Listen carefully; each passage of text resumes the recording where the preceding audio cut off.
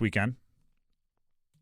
James Madison coming off a bye. I think that's going to impact this game a little bit because the Tar Heels are back in a quarterback twilight zone.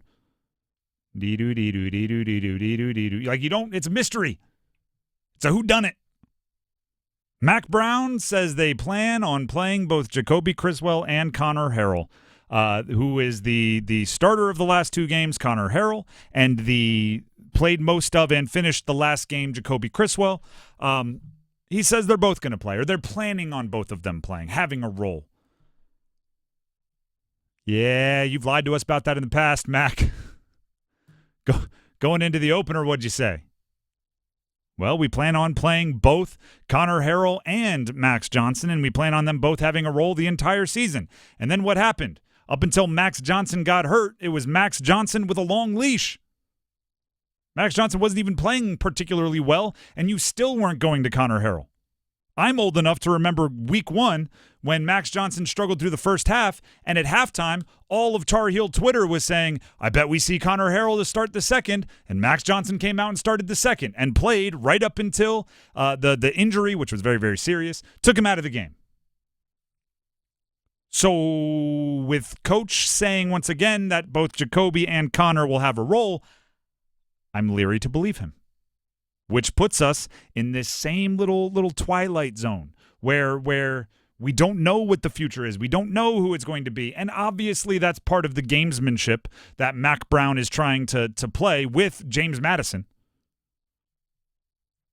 I wonder if Mack Brown, when he's getting ready for bed at night, if he's smirking because he's like, I bet you they're there. They have no idea. They can't sleep right now because they are so worried about which quarterback is going to be playing against them. I bet you their defensive coordinator has punched a hole in the wall because he's just so twisted up into a pretzel.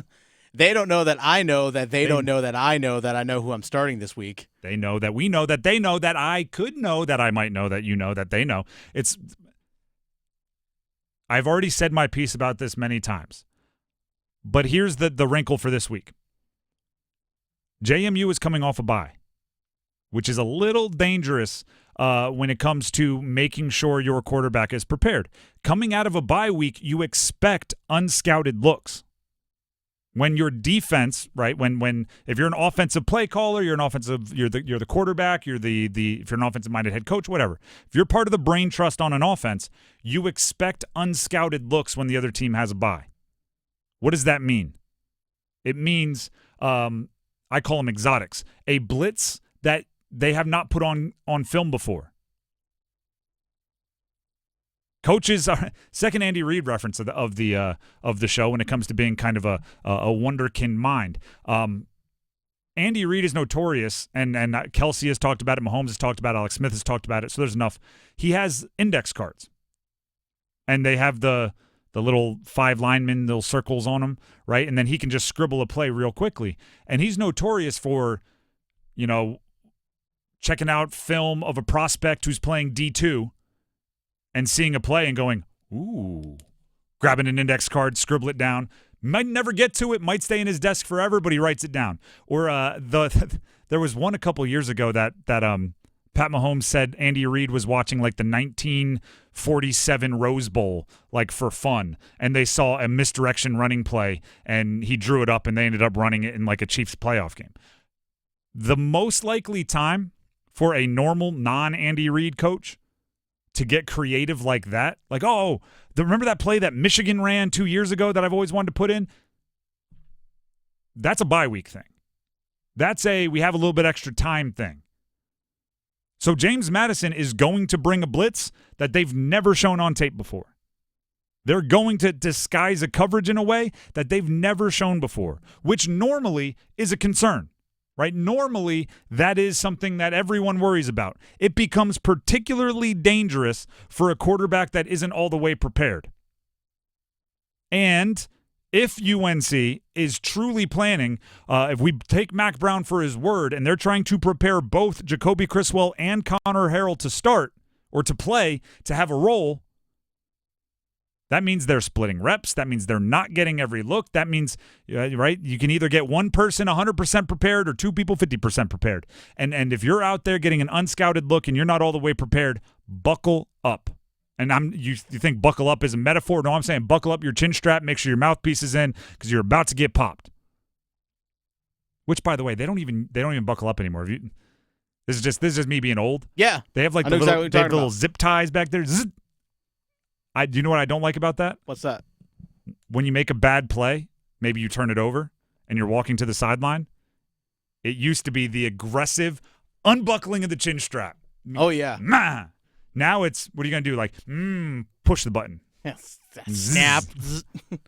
I used to do like the two hands. Two hand. Yep, absolutely, both of them. Especially like lacrosse. Way to get your frustration out. It's the same thing with like iPhones. Mm-hmm. You haven't had a good slam the phone down in decades. No, I'm not breaking this screen. It's our tap. You know what? This conversation is over. Used to be. This conversation is over. It's not that way anymore.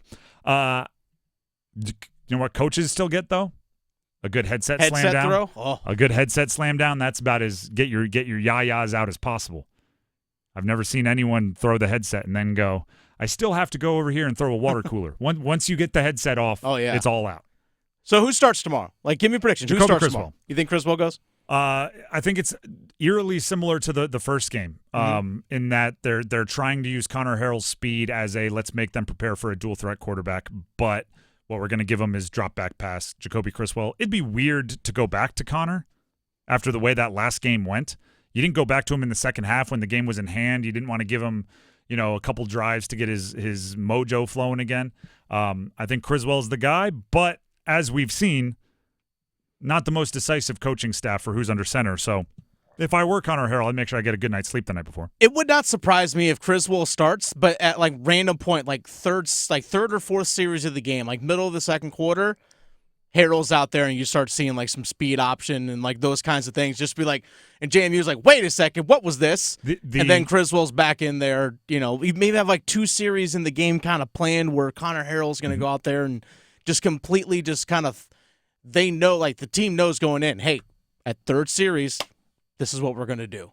I've said this before, but the only kind of two quarterback system I'm ever okay with is if one is very obviously like a wildcat. Like essentially use them in that regard. You're out there to run. You don't want to get the hit on the starter. Maybe the starter's a little lead-footed, meaning not lead-footed like in a car, lead-footed like you got bricks for shoes. Mm-hmm. That's fine. Like second and 2, you want to go run the read option, put him in there for a play, then go right back to the starter on 1st and 10. I'm fine with that. And Connor Harrell could do that. I think he's better than that. I think his skill set is more varied than that. But that's it's a slippery slope because you put him in there to run the ball. You put him in there for a running play. You put them in there for a running play. Then you start thinking, well, actually, I don't want this to be a tell, right? Every time we put him in there, it's a run play. Can't give that to defensive players. So, all right, let's put him in there and run a pass play. And then it's, okay, now let's mix it up. And then pretty soon, it's just, all right, we occasionally put him in to run the offense, and then we have Jacoby Criswell running the offense, so it's a slippery slope. What I will say, last thing I'll say about the UNC offense is regardless who's quarterback, lean on Omarion Hampton. The dude is good. And I'm gonna take it one step further. Trust Davion Goss, the freshman second-string running back, who I saw, I think it was Pro Football Focus, may have been some other analytics website, put Goss as, so far through the entire country, he is the 5th highest graded freshman. Mingo, I think it's Mingo, might be Wingo, the wide receiver from Texas maybe, was number 1. And Goss was number 5. Those were the two that stuck with me. But trust those guys. Trust them. I get really frustrated when teams act like 2nd and 7 is, oh gosh, now we got to throw it. I'm like, whoa. You got one of the best running backs in the country. Let's go ahead and get him the ball. He'll pick up 5, and then 3rd and 2, you can run it again. Yeah. And by the way, if it's 3rd and 6, I might tell Omarion Hampton, hey, you're getting the ball twice. He can get you 6. He can get you 4 and 3. He can get you 14. He can get you, there's a lot of different ways 2 runs with Omarion Hampton's going to end up with 6 yards. Lean on Omarion Hampton. Trust Goss if he's in there, giving him a break. Lean on that running game.